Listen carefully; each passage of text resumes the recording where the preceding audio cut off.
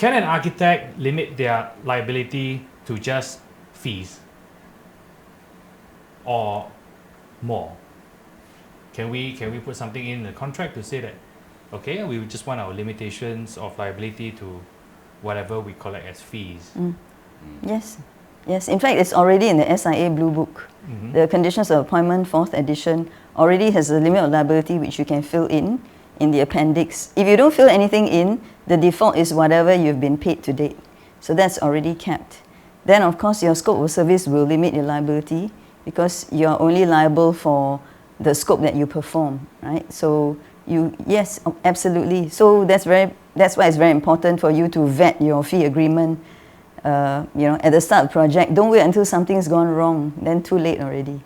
Before you start a project, you must already lay down, you must know what your risks are, and then that translates to how much you quote your fee as well.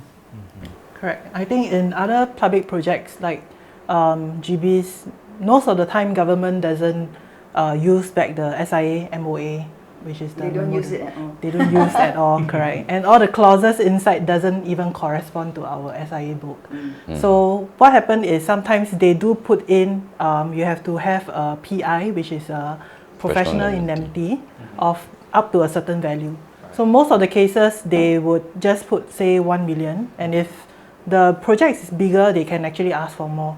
So it's up to us to talk to the banks to increase our PI or whatsoever lah.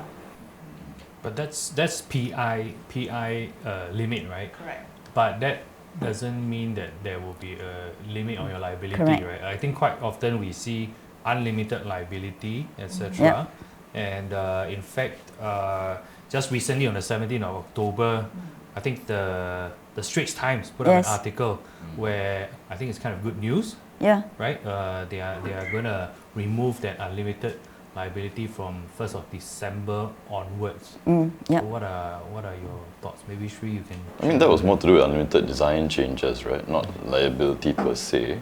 No, it was unlimited liability. As well. From the unlimited liability clause, they're going to no longer have that. I was mistaken. Well, yeah, then I absolutely agree. I think that, I'm speaking from a kind of younger, smaller time practitioner. As what Catherine mentioned, like, normally you only look at these things when things go wrong, which is expected sometimes because we're eager to start the work, right? We don't expect things to happen the way they do. So I think things like this kind of are quite blindsided and quite unfair. So absolutely agree that we should limit it in that way. More to the point, I think, about liability for larger projects, I think we also have to look back at precedents to see what is normally kind of enacted when you do pursue for liability before you start saying how much you actually want to hold the architect to. So I fully agree that they should look at it more closely. Yeah, but there's a perception that the architect is the deep pocket defendant. Nobody can believe we don't make a lot of money. So they always think we have a lot of money, and then we are the first target to sue as far as the consultant team is concerned. So at least now at least government has come to the table and realized that I wouldn't say it's unfair. It's that it's putting a risk which we cannot control, right? So normally in contracts we talk about risk allocation and risk mitigation. So normally you allocate the risk to the party best able to manage that risk or mitigate that risk. But if you put something like unlimited liability and you leave it too open and you don't tie it sufficiently to the consultant scope, then all you end up doing is bankrupting the consultant, which doesn't really help anybody. Yeah. I think what you mentioned earlier about the fees and deep pockets, right? I think all of us here can agree that's not true. We need better fees. Yeah.